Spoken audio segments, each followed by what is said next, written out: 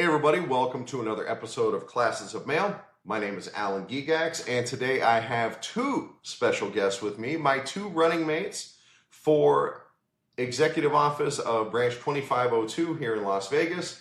I have Michael Brasaemle with me, who is running for President, and Jonathan Munoz, who is running for Executive Vice President.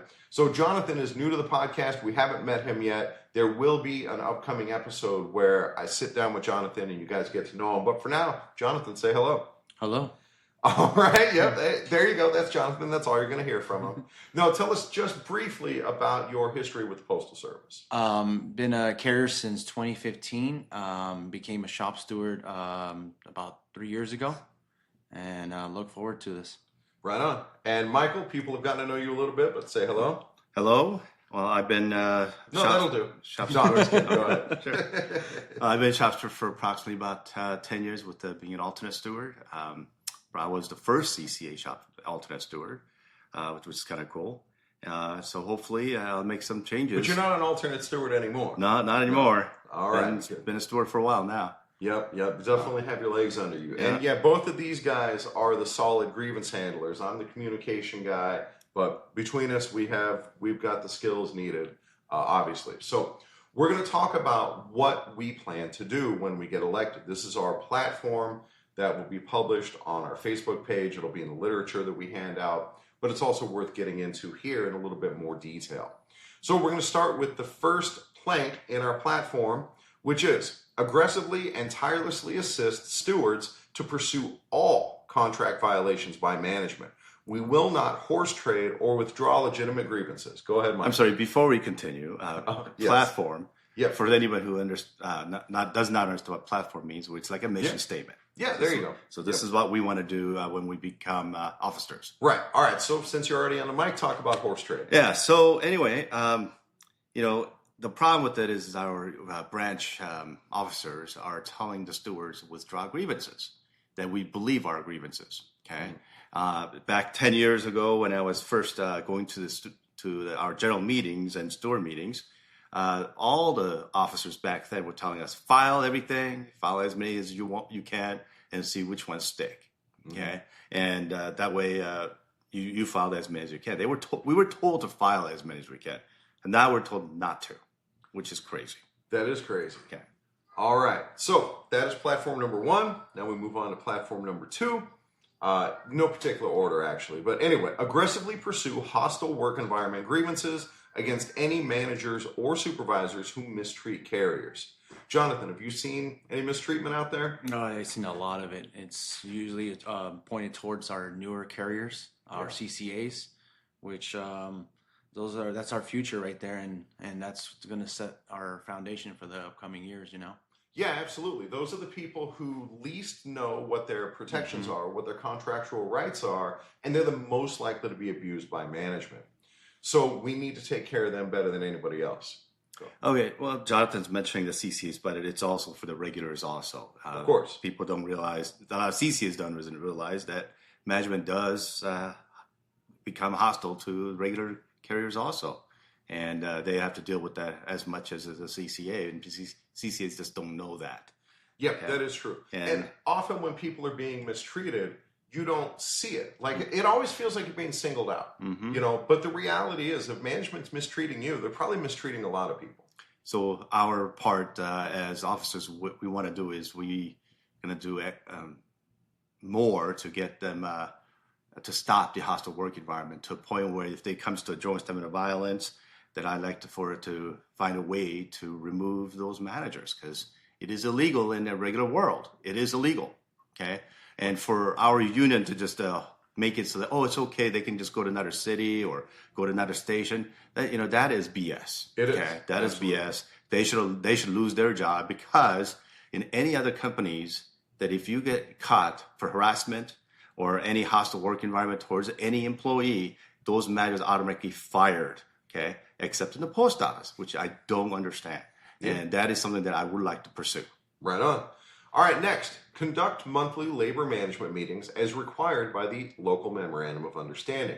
Invite stewards from each station to attend labor management meetings on a rotating basis.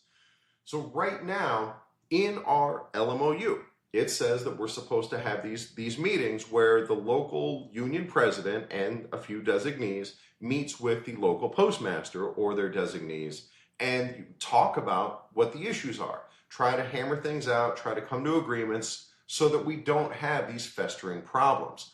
And then at the end of the meeting, the minutes from the meeting, according to the LMOU, are supposed to be written down and then posted at every station every month.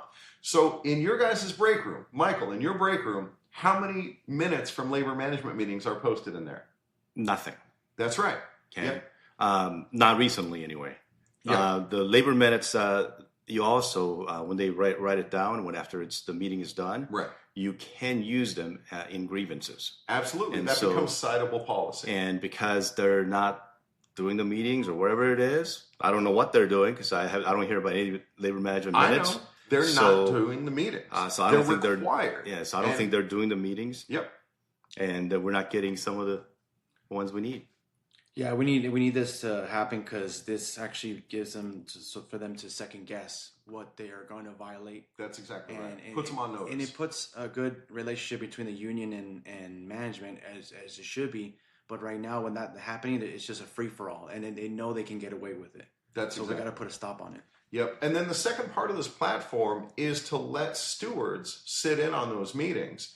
And what I love about that, this is an innovation that came from another branch. A lot of branches do it this way, is it lets stewards present what's actually happening at their station. And it gets that buy-in from stewards where they can represent their carriers and have that direct feedback with the postmaster to try to get real-world problems solved. All right, next. Make regular visits to each station, providing leadership to carriers and getting real-world feedback on conditions on the workroom floor. This is one that's required in our bylaws. The bylaws say that branch officers should visit stations every quarter. Now, I don't know how often they come out to see you guys, but if it's every quarter, it certainly doesn't feel like it. Go ahead. I understand that Paul, Latina, and Jennifer and previous officers have a hard time doing it because we do have 17 post offices in Las Vegas. Okay. In the installation, and so it is hard to visit all 17 of them in one quarter. I don't feel like it is, but go ahead. You keep going. Because remember, they also have to work on the Formula A's and so forth, and Sure. But they got Formula A reps doing the Formula A stuff. So in a way that we, as officers, we should be doing our duties by going and talking to everybody and find out what their feedbacks are. Right. See what's and wrong whether with it's it, easy or what's not, going on. Yeah. it's required in the bylaws. Right. And so we absolutely intend to abide the bylaws. There's going to be a plank on that in a little bit. Yeah. And again, I'm not sure if they're going down to Boulder City or Henderson or some of these cities that's hard to get to. I have no idea if they've ever been to it. They never talk about it. Yep, and I'll take that one step further. Now, it's possible that they're coming to the stations when we're gone. That they come in the afternoon to maybe do their Formula A meetings with the station manager or something like that. And that does account for the letter of the law in the bylaws. But the spirit is that you're there to provide leadership and you're there to get feedback. And so one of the things that I plan to do as vice president is be there for the stand-up talks and actually tell carriers what's going on and give them that leadership that carriers need. All right, moving on. Modernize branch record keeping and grievance process. Allow stewards ready access to resolved and citable grievances. So, Jonathan, how does it work now? It's first before we actually in our local station we actually modernize ourselves. Yep. But before that, it was just literally paper and pen. Right. And any resources I had to look at through Google instead of the hall. Sometimes when you call it the hall, they're either too busy, which I understand because I've seen it now as being trained as an informal way. As a formal way. Formal way. It's just like we could actually help each other a lot more if it was more modernized, more access for these stewards to file these grievances that need to be done, and the proper training. And even with me trying to use my laptop at the hall, my laptop I guess runs on Windows 11, and it can't even hook up to the copy machine there. Dude. So I got to use a flash drive because they can't figure out how to connect, or my laptop's not reading it. it's just a mess. I'm like, we should be able to have our own laptops, have our own equipment, just to make this process a lot easier. Right. So you use a laptop. Michael, you use a laptop. I use a laptop. Jonathan, how'd you get that laptop? I bought it myself. Yeah. Michael? Same. And the same for me as well. And then, Michael, I know you bought your own printer.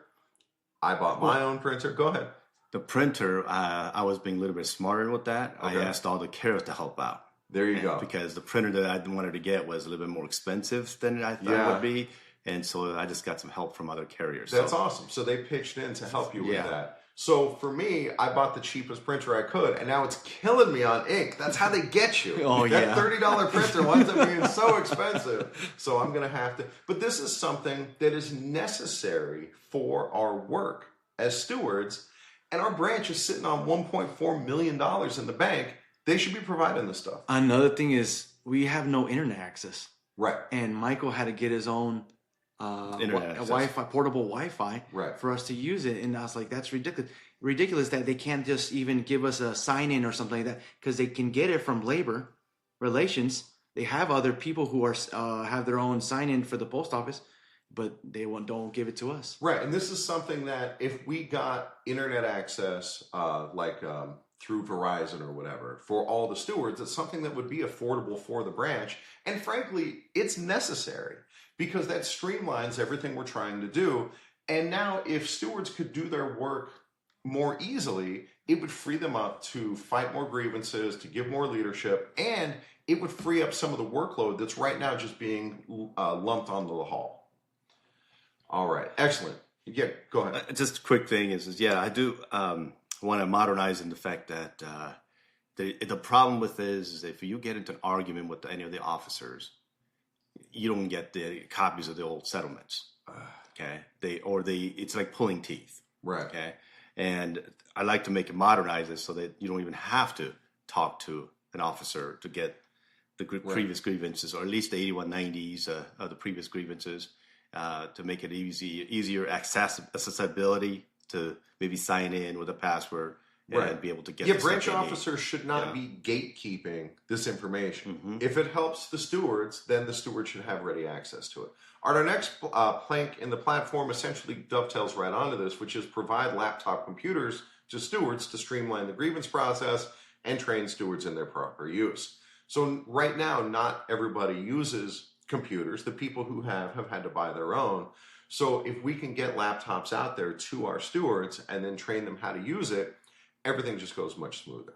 Yeah, and to that point, if you get a laptop and have internet access, you can go to nalc.org and you sign in on the members only, and on there you can get all the grievance starters. Right, exactly. So it makes it so much easier for the stewards to do their grievances. Yes, right now there's so much duplication of effort, where especially if you're still handwriting your grievances, we could save so much time just by using pre-filled grievances. I mean, we file the same 5-8 grievances over and over again, and if we're reduplicating that effort every time, it's just a huge waste of time and a huge waste of branch resources. All right, moving on, change of topics here. Foster an environment where accountability, transparency, and question asking are encouraged. Michael, is that sort of thing encouraged right now? No. They do everything in their power to stop us from asking questions. Yep, it's true. Especially at general meetings. And we start asking questions, and they'll start, somebody will say, with the Robert's rule, and somebody will ask one question, and then the president won't answer the question too well, vaguely, then they'll ask some question, and then somebody else who's a friend of the president will say, well, we're going to go right into question. Question means they would go right to voting, or shut down discussion. The discussion. I mean, they do so much of it to shut things down that I think it is unfair for some people to talk. As some people are getting frustrated right now the way that our branch is running, and they're not able to talk, and it's getting more frustrating at the general meeting. And I think definitely officers need to be more transparent in what's going on and show more accountability. Accountability. I mean, that's the biggest thing too. Right. Okay. How can you have a president's girlfriend as the trustee? Well, now she was elected, but it's a bad look, obviously. She should have never gone for it, and the fact that is a conflict of interest. And same with the other two who are good friends with Paul. their husband and wife. I mean, so it's like it just the things that they it's happened, you know, and that's the thing. That's why we would need people to show up at the meetings and to vote correctly, and people who wants to. Like his girlfriend is there to try to go for it. People should know that and be able to not vote for them. You know, but right now all their friends are at the general meeting and voting for them. Right. It's a very incestuous environment, which doesn't, even if they are doing everything right, it's still this bad look. It doesn't look like transparency, because if you were trying to keep everything insular, this is what you'd be doing. And our plan is to have open, totally open transparency. You can see the books, you can see what's going on. And she wasn't really voted in. She was placed by. Well, I can't speak to that. Allegedly. Yeah, I can't speak to that. I don't know. There was no voting 3 years ago. Oh, right, because nobody ran against him. Yeah, that's true. Right. Mm-hmm. Yeah, that's a fair point. Go. Basically, the whole question asking should be encouraged. It's like, if you have a question and if it doesn't agree to what the officers say, I'm like, you can't like shut them up. You can't tell them like, oh, I'm right and you're wrong. No, there should be arguments and debates, even within our own branch, just like it is with management. But at the same time, don't act like management and start blaming carriers. Or, well, did the carrier do this? Well, did they do that? Oh, that's when you start saying words that are specifically sounding just like management. That means you're not for the carrier, and that's my biggest pet peeve. I'm like, you're the representative for the carriers. You make a management's argument for them, and it's like, we have to be Johnny Cochran sometimes. We know the carrier did it. We got to find a way how to protect them, and make sure they're treated fairly. Exactly. So you got to encourage stuff like that. Right. So I'll give you a concrete example from my own experience. If you're a regular listener to this podcast, then you know that I am still an alternate steward because Paul Peterman is not interested in having me as a steward. I've been a voice, a rabble-rouser, and a thorn in the side because I'm trying to get compliance with what we're actually supposed to do. So I was at a meeting recently, a general meeting, where they put out the branch financials. And month after month, the biggest expenditure, or one of the biggest expenditures, is the credit card. It just says like HSBC credit card or whatever it is. And there's nothing itemized in there. So when we're spending $7,000 on the branch credit card, what are we spending it on? And at the time, because of this culture, I didn't feel comfortable asking that question. So I asked the guy next to me, hey man, you seem pretty settled in. Why don't you ask what that's about? And he's like, oh, no way, I'm not going to ask that. And that's the problem, is we have this branch where people are afraid to even ask how their own money is being spent. If you come to our next general meeting, I'm going to ask that question. Yeah. All right, next, ensure branch compliance with NALC Constitution, bylaws, and local memorandum of understanding. So we've kind of hit all around this. We have things that our branch is supposed to be doing that they're quite simply not doing. It's in the LMOU, and they seem to just pick and choose what it is they want to abide by. Are there any specific examples you guys want to hit on? Well, the bylaws that you talked about, the local management, the labor management meetings, so they're not doing that. At least I don't think they are. Right. So there are some other things that I believe they're not doing that they should be doing, but we'll go through the bylaws are hidden. You can't even find it online. Dude, that's such a good example. I got to jump in here because in the bylaws it says that every new employee should be given a copy of the bylaws, and that's not happening, right? So it's right in the bylaws. The way we would hold them accountable is to even get the bylaws, and they're not handing them out, even though it's required in the bylaws. So yeah, it's a perfect example. Yeah, that's fine. All right, so next, strengthen ties with the community, especially with other labor unions, by supporting the wider labor movement, engaging in public outreach, and building relationships with local media. So this is one of the things that I learned when I got to interview David Grosskopf, is he had to turn to the public to fight against the sorting and delivery centers, and he was able to engender that public support and fight against it and successfully push that movement back. Michael? I actually was going to say the same thing. There you go. If the SNDC gets here, people have no idea that it's going to be a total mess. A lot of carriers don't realize. I talked to a lot of SNDC carriers when I was in Boston, and they said that the driving time, they don't add that to your route. Right. They keep the Okay. route the same. They and keep just the routes add- exactly the Right. same. So if the route that you have to get to takes 30 minutes and 30 minutes extra to get back, that's an hour. Right. And they're like, oh, you can do that in that time. They want you to make that Yeah, time. I believe And it. So what Because happens? what are they going to do? Go through and adjust all 70 routes? So what does that create? Hostile work environment. Okay. Yeah. And so, SNDC is a bad idea. I mean, it is a bad idea in the fact that it's in the news. It's always delayed. Mail is always delayed. Yeah, with we haven't SNDC. seen an example of where it works. Yeah, nothing has worked. So for them, because I know they're having plans to open it here in Las Vegas as soon as they can find a building, and that's the problem is we don't have too many industrial buildings. Thank God that they're able to get. They were trying to get Texas Station, and thankfully another gambling company outbid them, and so they were not able to get Texas Station. Otherwise, if they did, I mean, that would have been a complete mess. Yep. Yeah, it's this. Right. We need a community to help on this one if this happens. That's exactly right. And it's not just SNDCs, because right now that's only hypothetical. It's also looking out for carriers who get robbed out on the street. It's handing out those bottles of water. It's building this relationship. We have a very big branch. We have a lot of people in our union, and we can be leaders in the labor movement here in Las Vegas. We can offer support when the SEIU or when culinary goes on strike. And we can be a part of that larger community so that when we need that support, they're there for us as well.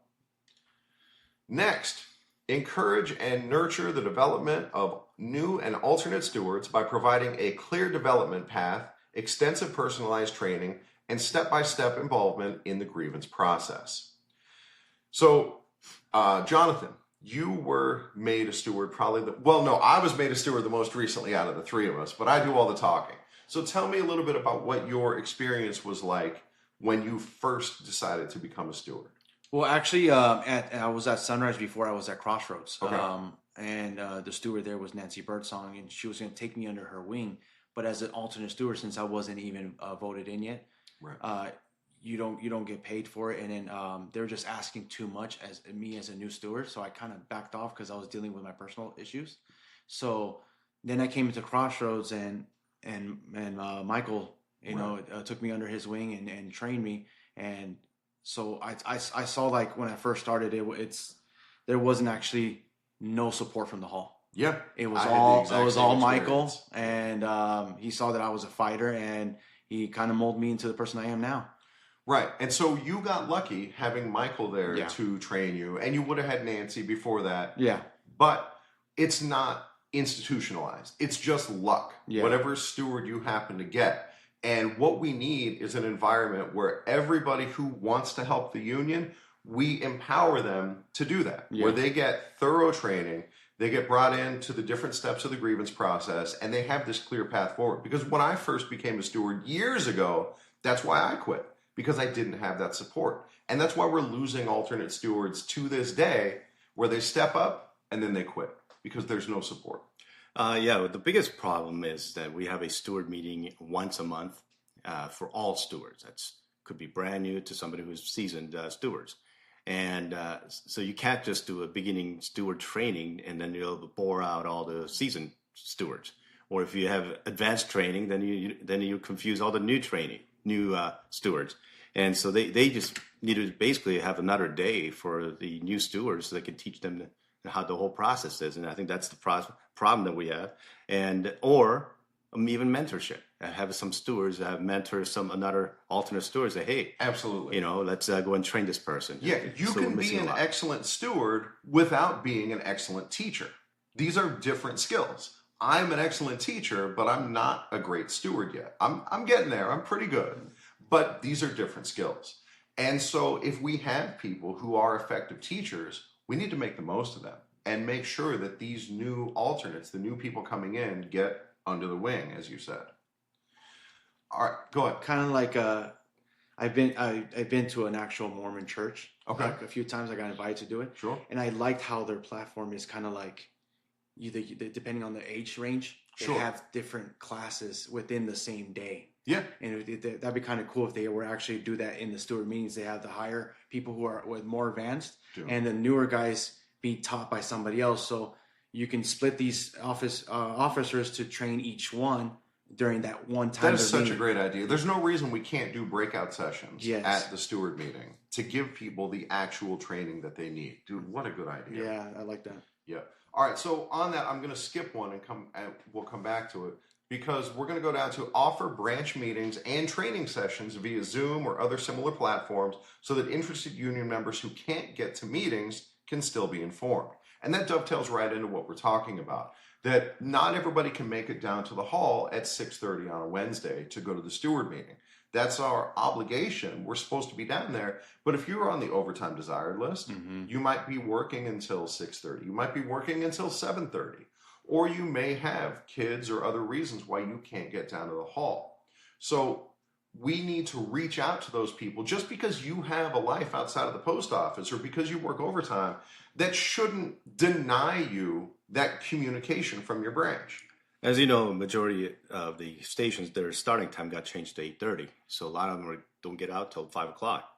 And if the meeting starts at 6:30, 7 o'clock, you only have 2 hours to get there. So if you got work assignment, when you have an hour, 2 hours, I mean, you're hurrying trying to get to the meeting.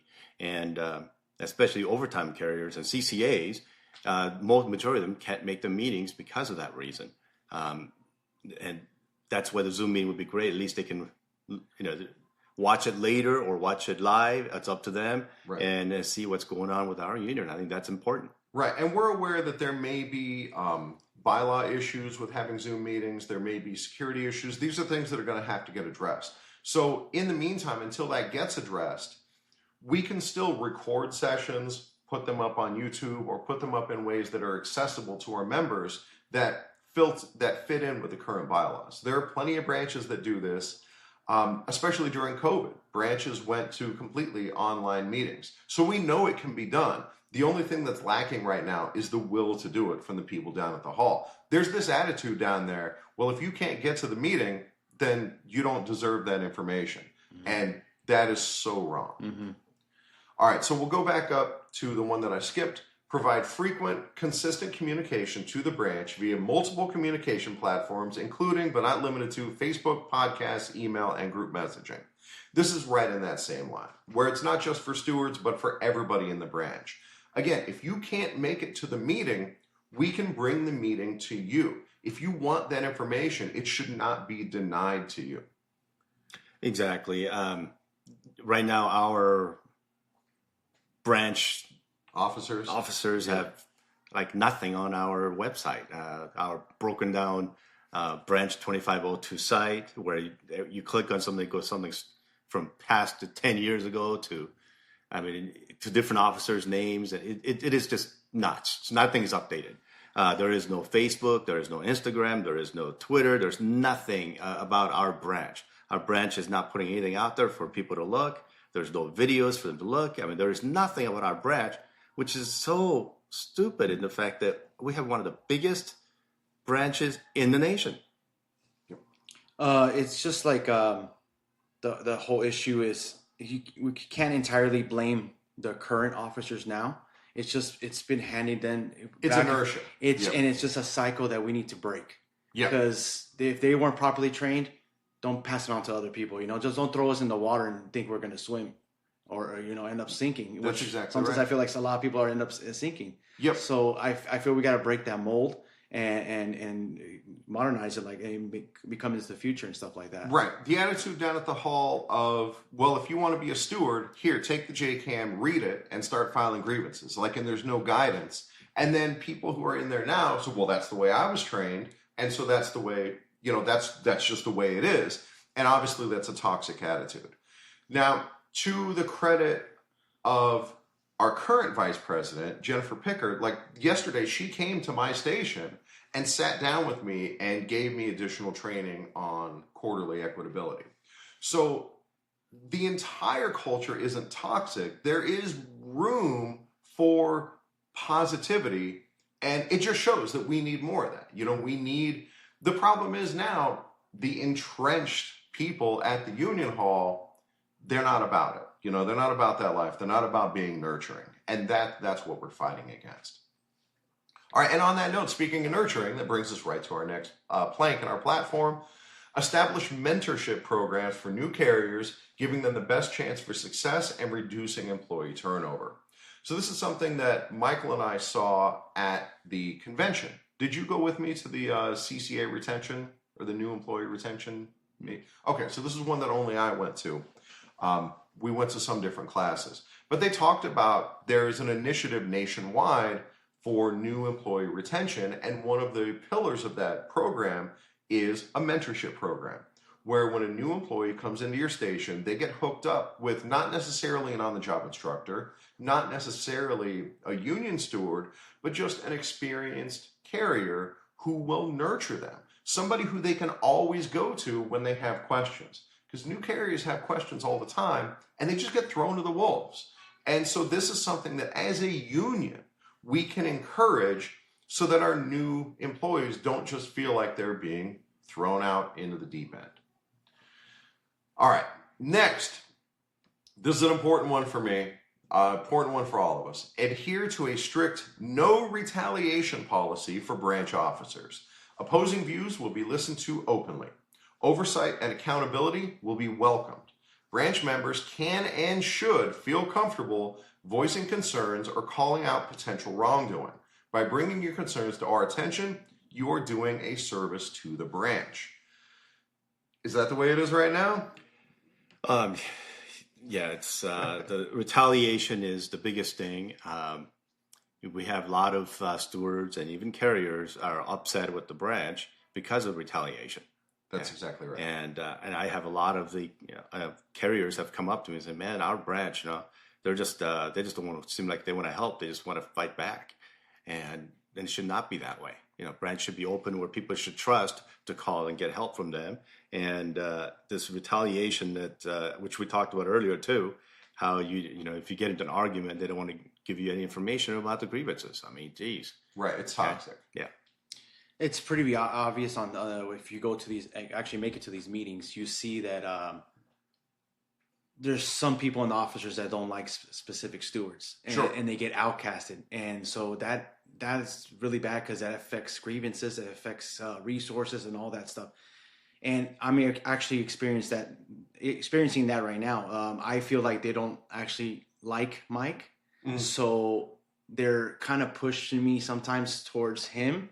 Like so it could be against him, and even in the fact that they trained me as a formal A, and he's got more experience. He's been wanting to do it for a long time, and I feel like the only reason they did it is to kind of spite him. Right. And everything that I've taught and I got praised for is basically mimicking what he's taught me. So if you're gonna put me on a pedestal and say that, oh yeah, you're great in this, but not acknowledge what he's done, that's exactly right. Of the three of us, Michael is definitely the most experienced and the most skilled steward, the most knowledgeable. I turn to Michael for advice. I know he taught you the stuff that you know, and yet the hall, because Michael is the one who asks the tough questions and puts people on the spot, he gets retaliated against. Right. And obviously I'm in the same situation where when our last steward left, I was the heir apparent, and I put in my application to go from alternate steward to regular steward, and they just sat on it because I'm in that same boat, because I'm a boat rocker, because I want accountability. I mean, at one point, Paul actually came into my station, pulled me aside, and said word for word, or this may not be, well, whatever. He said, don't try to hold the union accountable. Like, that's something that he said to me that I will never forget. And that attitude is so toxic. Yeah. Our union should be the most accountable to its members. And we should set an example of how things are supposed to be run, how things are supposed to be open. Yeah. The accountability has gone. I mean, Paul, he doesn't want to take any responsibility, anything. All he's done is when he gets in an argument with some people, just things go to bad. He gets very retaliatory, and things go to bad. It pisses all these carriers off, trying to piss me off. But I'm a person who don't get really pissed off, So And I think that's another reason that people get angry at me because I don't get pissed off. Right. That does get frustrating. Yeah. Yeah. But just like I told Glenn, who's passed away this year, Glenn, our previous branch president. I remember I was talking to him one day, and I said, "Hey, Glenn, I am very tough to talk to. I'm very difficult sometimes, right?" And he's like, "Yeah, yeah." And I told him, I said, but I'm 100 times worse to management. And he laughed. I was like, "I hope you stay that way." Right. That was from Glenn, who I used to have a fight with him. Right. But at least you could still work with him, and that's part of the problem that we have now. All right, next, train as many stewards as possible for Formal A, allowing stewards greater control over grievances filed at their stations. So, Michael, you've been trying to get this training. Jonathan, you're now getting the Formal A training. And it seems like the union hall doesn't want to give that training. So what do we need to do to address that? Well, here's the thing. The same thing with retaliation. Right. They're only giving training to the people they like. Okay. Yeah. And it's a club, yeah, and you're not in it. Right. That's it. Yeah, they're the clique. So that needs to change. Right. Yeah. Right. And the idea of having stations where a steward is both the informal and the Formal A allows that steward to argue their case at both levels. And when stewards are trained up properly, they can follow that case and they know it better than anyone else. And they can get that case prepared better than anyone else. They have the time on their side. They work in that station. They know what's going on. And so we want to empower our stewards to do the best job they can possibly do. And that's just part of leadership. Instead of holding people back, that's madness to me. You should be getting the most effective people you can, giving them the most power you can so that they can do the most good. Next, bring experienced and dynamic trainers and speakers to the branch to provide training, insight, and leadership for all branch members. When we were at the convention in Boston, Michael and I was talking to another member of our branch who probably doesn't want me to say their name, so I won't. But that member of the branch really took a shine to Mike Cariff, who's running for president on the Concerned Letter Carriers ticket. And the guy's a dynamic speaker. He's incredibly knowledgeable, and he's a legitimate candidate for president. The Concerned Letter Carriers are going to go with James Henry, but it's neither here nor there. One of the things that Mike Cariff said is that he wants to come to our stations to give us training, to come to our branches, to come and give talks, to do, to coach us up. And so this fellow delegate went to our branch president and said, "Hey, what do you think about getting Mike Cariff to come out and talk to us?" And branch president said no. What? Yeah. Well, so I think that is a conflict of interest with our business agent, which is Keisha Lewis. And so that will be Keisha Lewis's her agenda to do that. When James Henry used to be with our region, right, he was doing all the training, would come and talk to all the carriers. Yeah. I mean, he actually had a training where we had all the stewards and all the supervisors and doing the training for both of them together. Article 15. Oh, that's great. Yeah. And that's something that we have not had since James Henry became the vice president. And Keisha Lewis, I mean, since she's been in the business agent's office, we've only had one training of RAs coming here to train the stewards. One time. Right. One time. Yeah. And so the thing about that is we have the resources that we can send our branch officers, our stewards, to get Formal A training, to get, they go to these classes in other places. But it's actually a lot more cost effective to just pay a trainer to come here. That way you only have to pay for one hotel room instead of 8 hotel rooms. Mm-hmm. And they come here, they teach the class on site. We're a big enough branch that we can make that happen. And it just seems like the current branch officers aren't interested. Any opportunity we get to bring people in, whether it's steward training for the regular members, even just inspirational talks about the labor movement, we got to put that hall to use. We got all those seats in there. Let's get butts in there and get people educated. All right, next, encourage the involvement of rank and file members of the branch to contribute their skills and talents in ways that don't involve grievance handling. If you can help the branch, we welcome your contribution. So right now, we have 1,600 members in this branch, a little bit over 1,600. And we have people with all kinds of skills, all kinds of talent. We've already talked about mentors who may not necessarily be on the job instructors or union stewards. One of the things we want to do, it'll be our next bullet point, but it's fix our website. I know we have web designers in the branch, people who could do a kick-ass job getting that website up and running. We want to put those people to use. If you have a way that you can help us, we want you to help us. CCAs, brand new CCAs, when they actually join the post office, a lot of those CCAs are extremely excited they're actually joining the union, okay? Because some of them has never joined the union before, and so they're like, "Oh, this is great to be in a part of the union."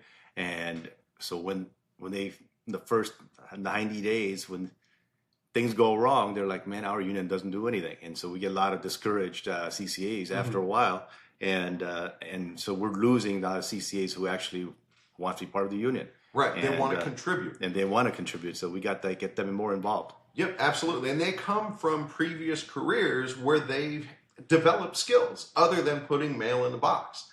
And so we can put those skills to use. It increases people's investment in the union. They feel part of the union. And frankly, any labor that we get from our members takes the burden off people who are already busy filing grievances, going to meetings, things like that. So many hands makes light work, as they say. Yeah.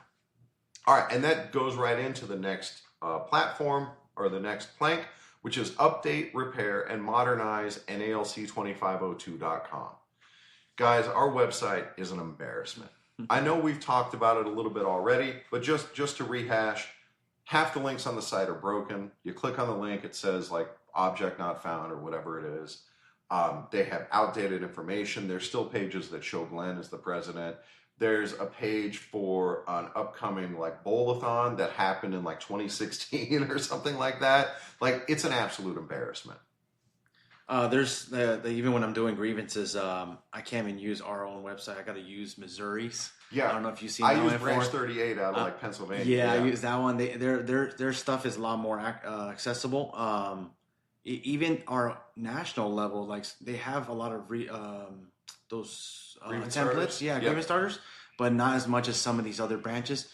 But even the best website is from Corey Walton. He actually has Right. a PowerPoint and shows, and that's just a personal thing. You know, that's Right. not even union. Yeah, and these are things that can be readily duplicated on our own site. There's nothing standing in our way of doing that, except that, well, I mean, I don't have the technical knowledge to do it. But again, that speaks to, I guarantee you, we have skilled web designers who are willing to help the branch, and we're just not using them. And one thing to add is that on that site, they can put helpful links so that they can put in websites like from A to Arbitration or Branch 38 or whatever that has all those things that'll help out the stewards. That'll be great for everybody's knowledge to put that in there. Hey, I know this site is good.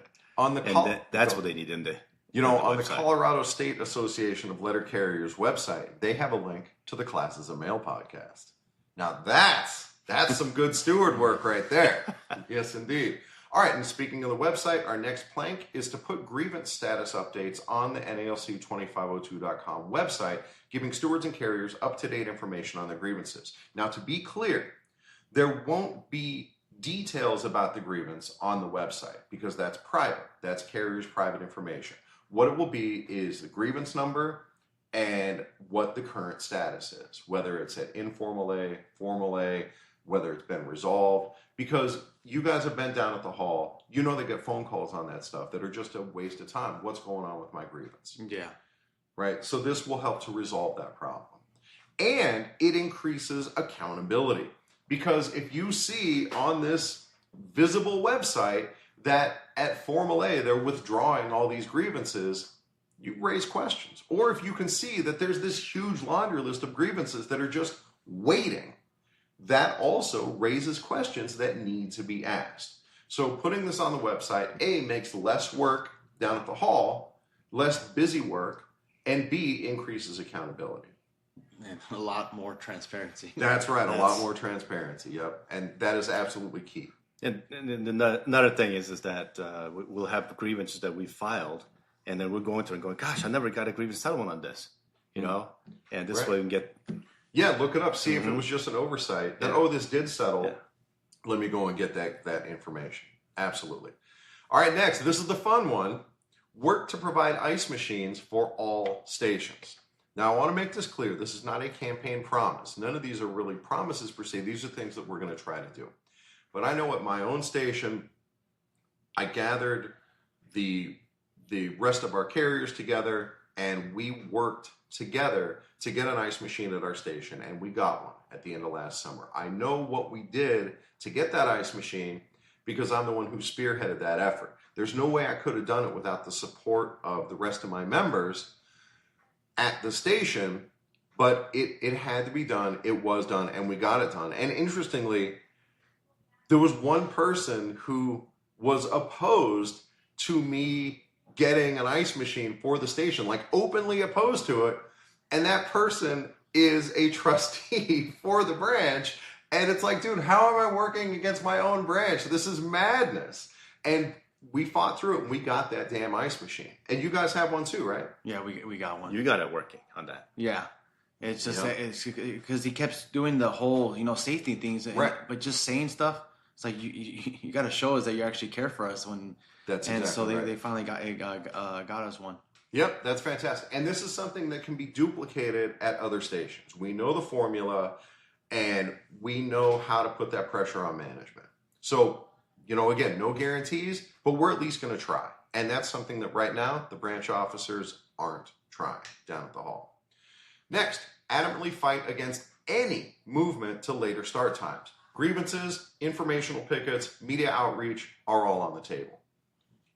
It's post office was put on notice for post office changing starting times to late because the person who died in Texas, it happened to have, they changed the times to a later time, so he was out in the sun longer. And here in Vegas, they changed the starting times 1 week before the weather forecast that we're going to be in 120-degree weather. So they knew it was 120-degree weather, and our branch didn't do a single thing.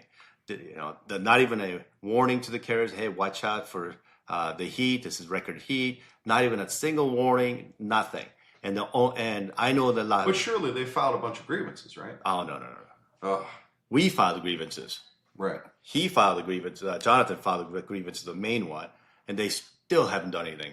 Yeah, it's in a formal way. I actually have it. I'm just waiting for the labor representative to actually do his contentions, but it's going to be sent up. And unfortunately, the time it took, we're almost out of the summer. We're at the end of the summer. But in my arguments, I said that you're still putting us in the potential risk of either being robbed now because we're going to be out there later in the night.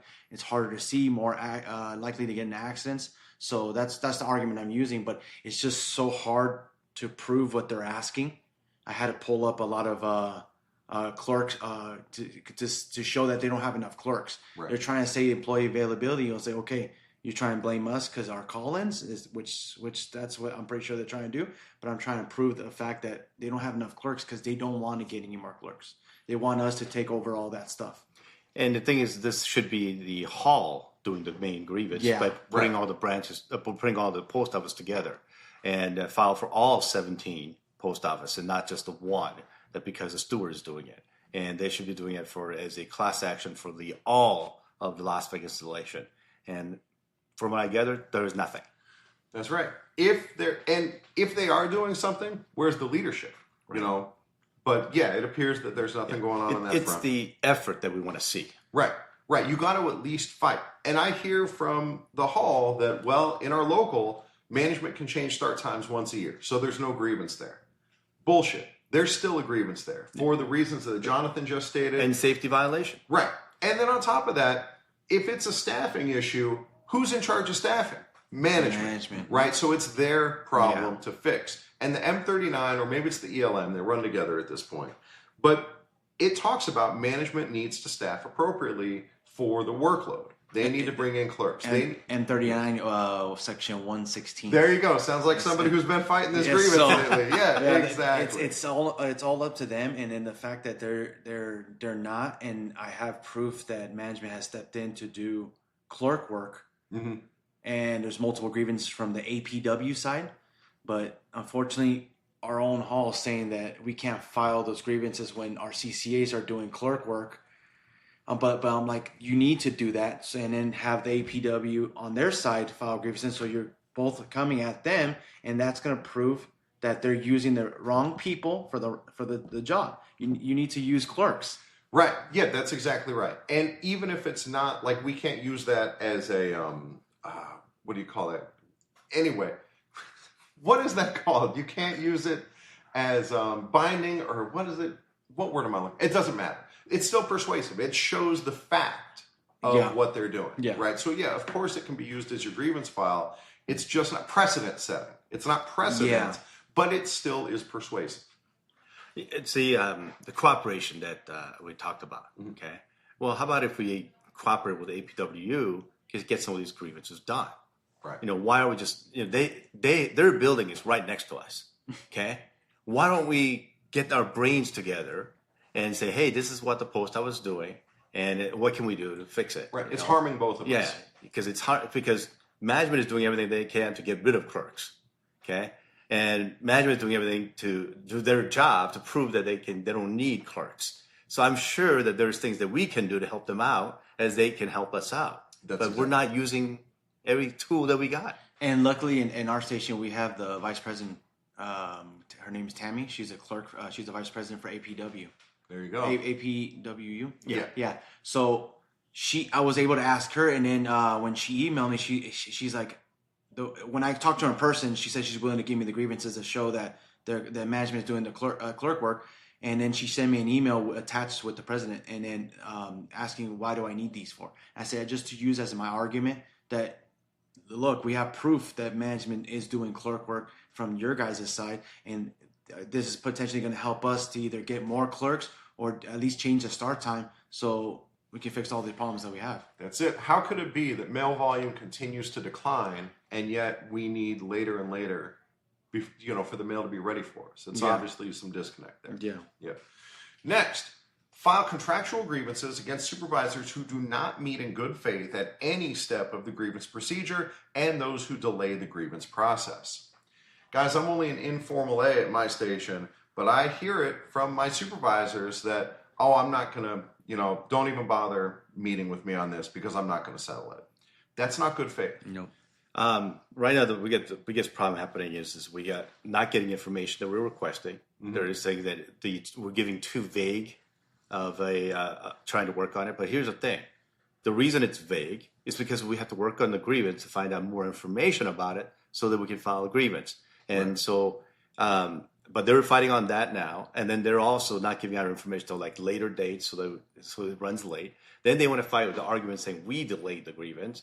So management is doing everything not in good faith of trying to delay the grievance so that it gets time expires. Okay? Right. And then the problem is that we don't have the hall's support. Say, hey, this is what the management is doing, and they're like, well, you need to do better. These are the That's kind the of answer things we get. that would be addressed at labor management meetings, where you go and talk to the postmaster and tell the postmaster what's going on and get the postmaster on record as saying, yeah, you guys have to. I mean, not that we don't already have 100 grievance settlements that say, yes, you have to provide that information. But ultimately, if it gets to that point and they're still being uncooperative, that's union busting. And now we got labor charges. So just recently, it's funny you said that about the postmaster. So recently, I wasn't getting the time to do my formal way grievances. And I'm already having a snowball effect with my informal way. So I kept asking management, hey, I need 3 days to work, go to the hall and work on the formal way grievances.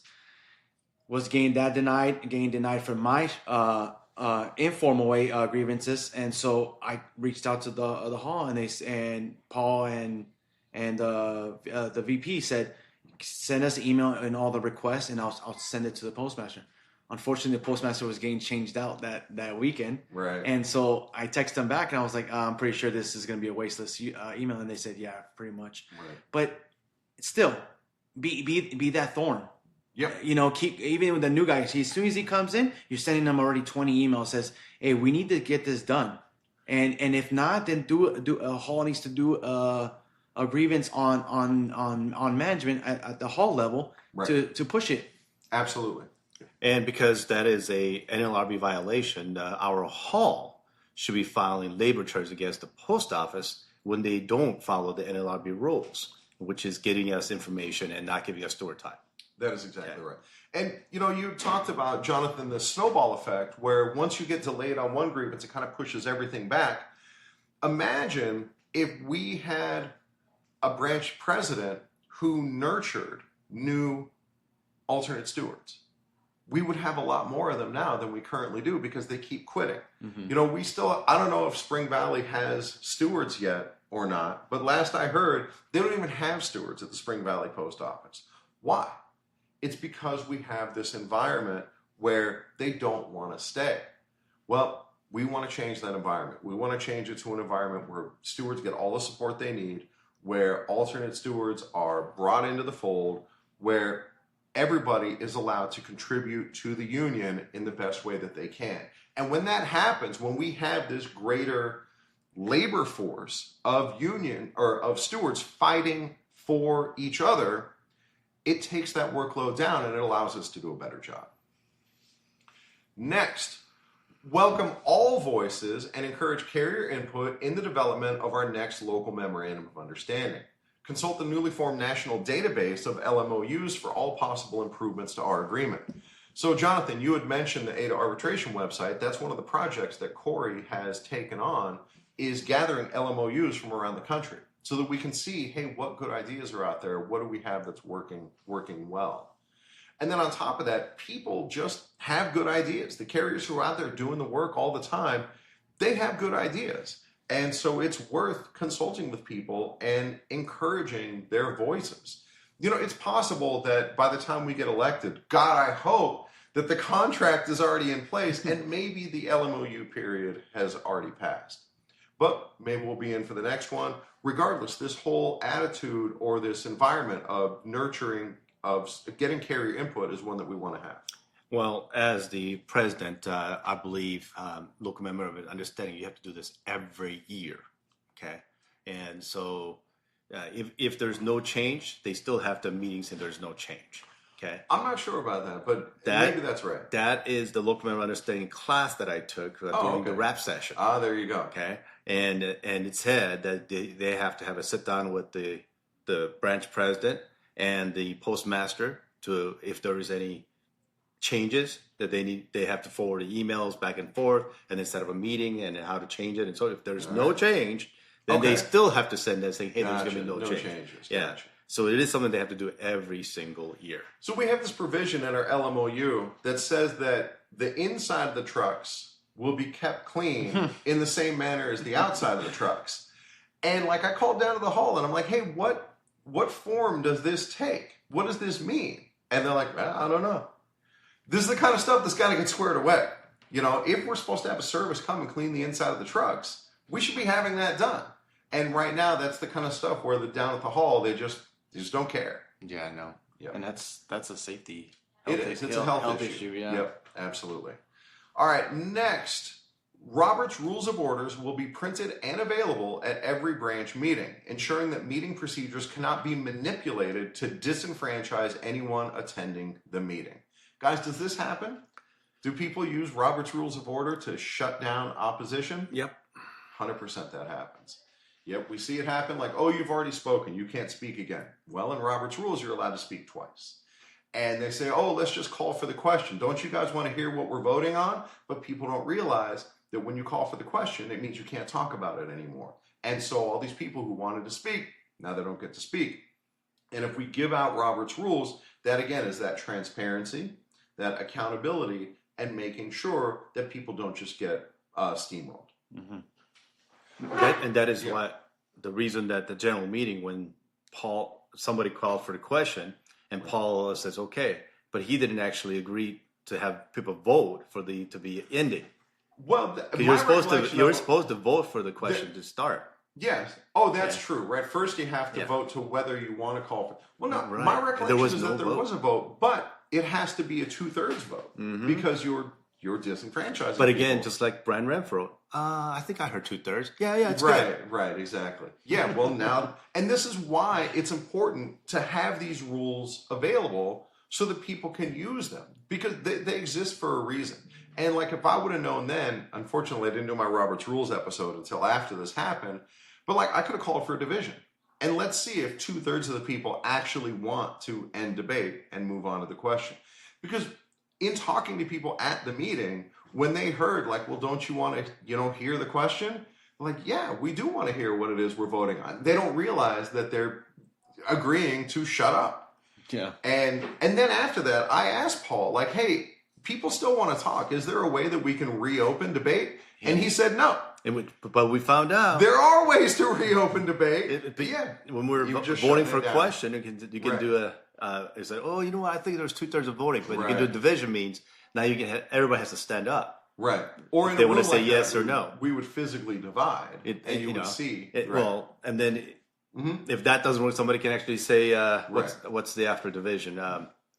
A teller vote. A televote. Right, where you actually count the votes. Count the votes. You actually count, yeah. So the moral of the story is all this stuff can be done, and it's being steamrolled, right? And so if people know our rights, and I hope that tells you something about our character, about our integrity, because we're looking for all of these accountability and transparency rules when we're planning on being the ones in charge. And so those rules are going to apply to us. Those are going to prevent us from steamrolling people. And that should tell you that we have no intention of steamrolling people. We have no intention of disenfranchising people. We have no intention of retaliating against people. And we're perfectly comfortable putting those restrictions in place because we're not going to do that shit. All right. Exactly. Last one. Mobilize the branch to send as many delegates as possible to the 2026 NALC convention in Los Angeles.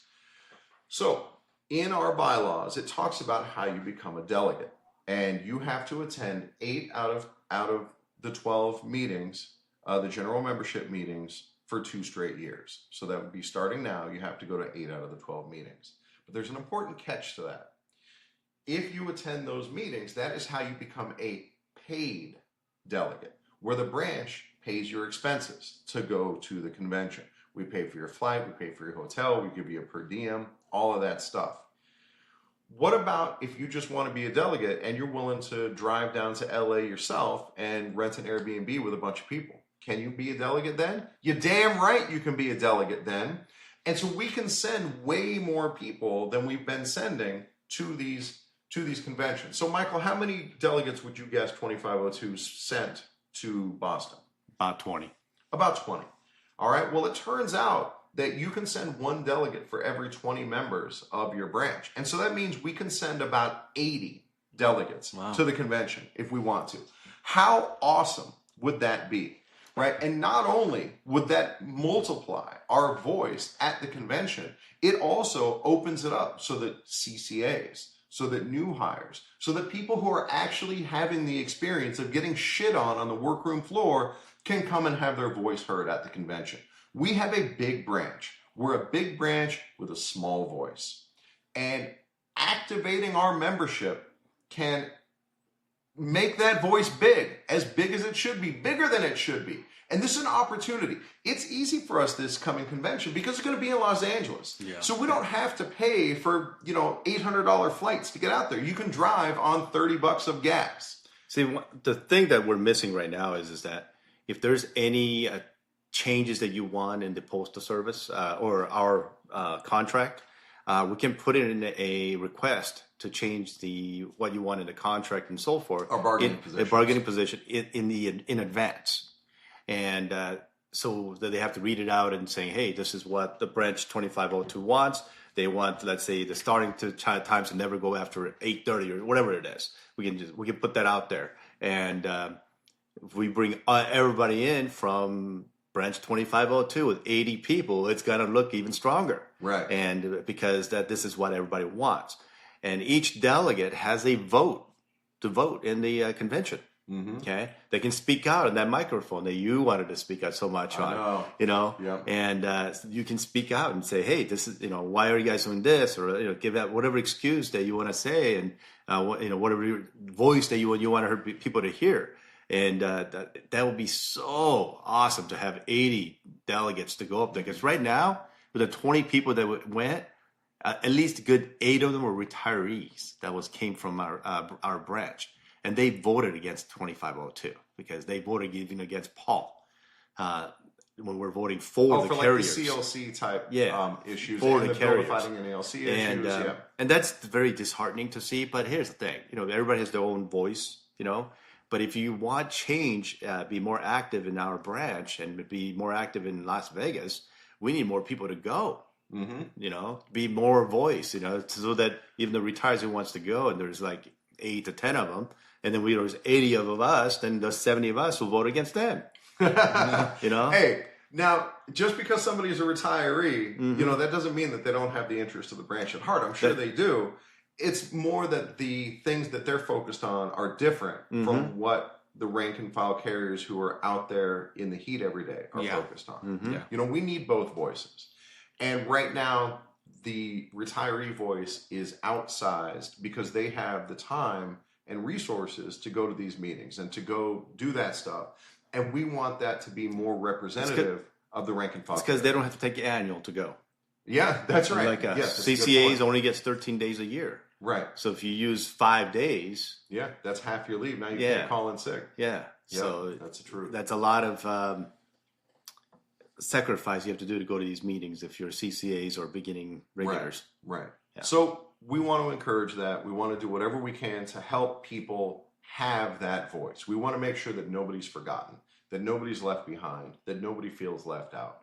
This is going to be an open, a transparent, and a welcoming administration at the branch level. All right. Any last thoughts? Well, this is our mission statement, and we want to put all this together to make it work. Because I think if we put all this together, it'll be a better branch, a better outspoken branch, and it's for a better, safe environment for all the carriers in Las Vegas, and then for all the carriers, if we have all the voice also. And so that's what I'd like to see the change. We have 1,600 members, and so we have a lot of voice. I think we were category 2 for the size of branch, and category is the highest, so we're right below the highest level. And so that means we have a lot of voice, and we need to start using it. And as you say, all the carriers, you said that multiple times, that's what we're here for. We're here for all the carriers, not just the ones we like. There's a carrier at my station, I bet you guys have some too, who's a real pain in the ass. And I do not like it when this person comes up to talk to me. But when he has a grievance, I'm going to fight like hell for that grievance. Yeah. Because we're also here to defend the contract. And it's that same thing. It's not just the parts of the contract we like, it's all of the contract. It's all of the LMOU, and it's all of the bylaws. And me, Michael, Jonathan, that's what we're here for. That's why we're running. The main point is just we got to break the cycle that it's been going on. A lot of stuff is from the 70s, 80s, and 90s, and we're living in different times. So we gotta make that set a new foundation and modernize everything to make this place a lot better. That's it. All right, we're going to leave it there, guys. That is our platform, and we look forward to earning your vote in November.